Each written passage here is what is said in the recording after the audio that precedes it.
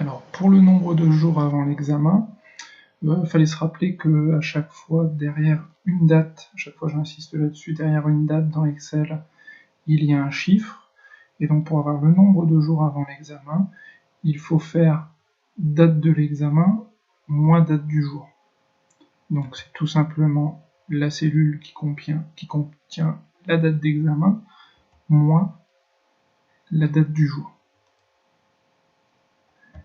Et en faisant comme ça, on obtient bien le nombre de jours entre les deux dates. Si je recopie cette cellule vers le bas, cette fonction vers le bas, pardon, ça met une erreur. Pourquoi ça met une erreur? Parce que si je regarde vers le bas, quand je décale d'un vers le bas, la date d'examen se décale d'un vers le bas, en l'occurrence c'est ce que je veux, que E7 devienne E8, E9, etc. Par contre, la référence à la date du jour, elle aura toujours lieu sur la ligne 4. Donc quand je tire vers le bas, je veux que le 4, le B4, reste 4 et ne devienne pas 5, 6.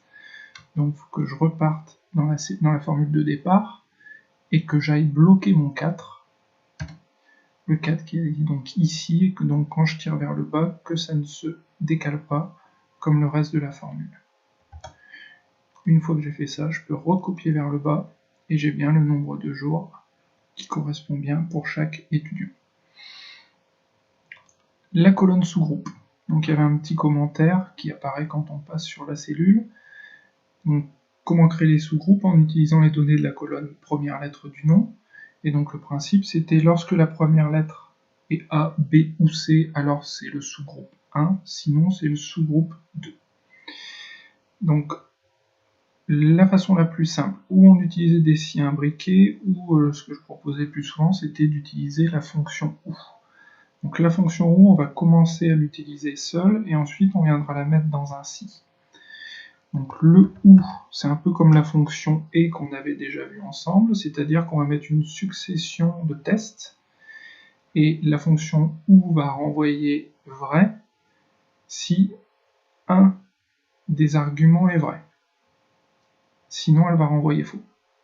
Elle va renvoyer faux si tous les arguments sont faux, en fait. Donc on va tester,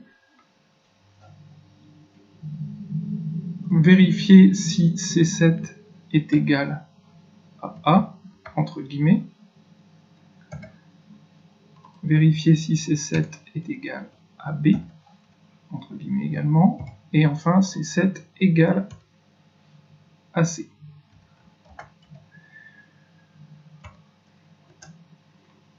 Donc cette fonction OU comme la fonction et, elle va renvoyer du vrai ou du faux. Elle va renvoyer vrai si c'est A, B ou C, et elle va renvoyer faux si c'est une autre lettre que A, B ou C. Et donc ensuite le principe c'est d'utiliser cette fonction OU dans le premier critère du si, et donc quand elle va renvoyer vrai, on va lui dire alors c'est le sous-groupe 1, sinon, on est dans l'autre cas de figure, ce sera le sous-groupe 2. Donc je viens mettre mon si au début, donc si un de ces arguments est vrai, alors on va être dans un sous-groupe 1, sinon, dernier argument, on sera dans le sous-groupe 2.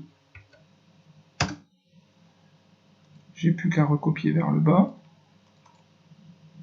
et donc on se rend bien compte qu'en vérifiant rapidement, ça a bien fonctionné avec cette fonction OU qui vient s'imbriquer dans le si.